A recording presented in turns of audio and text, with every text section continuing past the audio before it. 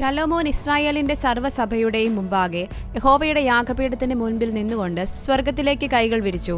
അദ്ദേഹം പറഞ്ഞു, ഇസ്രായേലിന്റെ ദൈവമായ യഹോവേ, നിന്നെപ്പോലെ ഒരു ദൈവമില്ല. ദൈവത്തിന്റെ അതുല്യതയെയും മഹത്വത്തെയും കുറിച്ചുള്ള ആദരവ് ശലോമോൻ തന്റെ പ്രാർത്ഥന ആരാധനയോടെ ആരംഭിക്കുന്നു. നിന്നെപ്പോലെ ഒരു ദൈവവുമില്ല. അവന്റെ ഉടമ്പടി പാലിക്കുന്നതിനും കരുണ കാണിക്കുന്നതിനും അവൻ ദൈവത്തെ ബഹുമാനിക്കുന്നു. ഇത് സ്വരത്തെ സജ്ജമാക്കുന്നു. യഥാർത്ഥ പ്രാർത്ഥന നമ്മുടെ ആവശ്യങ്ങളിൽ നിന്നല്ല, മറിച്ച് ദൈവത്തിന്റെ മഹത്വത്തിൽ നിന്നാണ് ആരംഭിക്കുന്നത്. ദൈവം ദാവീദിനോടുള്ള തന്റെ വാഗ്ദാനങ്ങൾ നിറവേറ്റിയെന്ന് ശലോമോൻ സമ്മതിക്കുന്നു. അദ്ദേഹത്തിന്റെ പ്രാർത്ഥന മുൻകാല വിശ്വസ്തതയ്ക്കുള്ള നന്ദിയിൽ വേരൂന്നിയതാണ്.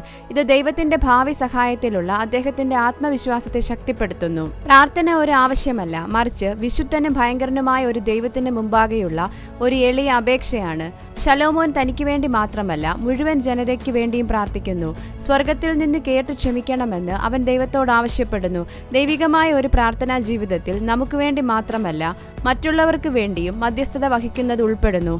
ദൈവം നീതിമാനും കരുണാമയനുമാണെന്ന് അവൻ വിശ്വസിക്കുന്നു. നമ്മുടെ നീതിയിലല്ല, മറിച്ച് ദൈവത്തിന്റെ കരുണയിലും ഉടമ്പടി സ്നേഹത്തിലും വിശ്വാസത്തോടെയാണ് നാം പ്രാർത്ഥിക്കുന്നത്.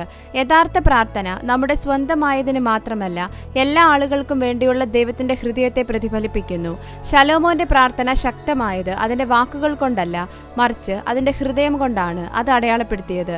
ദൈവത്തിന്റെ മഹത്വത്തോടുള്ള ആരാധന, അവന്റെ വിശ്വസ്തയോടുള്ള നന്ദി, അവന്റെ സാന്നിധ്യത്തിന് മുമ്പിലുള്ള താഴ്മ, മറ്റുള്ളവർക്ക് വേണ്ടിയുള്ള മധ്യസ്ഥത, അവന്റെ കരുണയിലുള്ള ആത്മവിശ്വാസം, ജനതകൾക്ക് വേണ്ടിയുള്ള ദർശനം.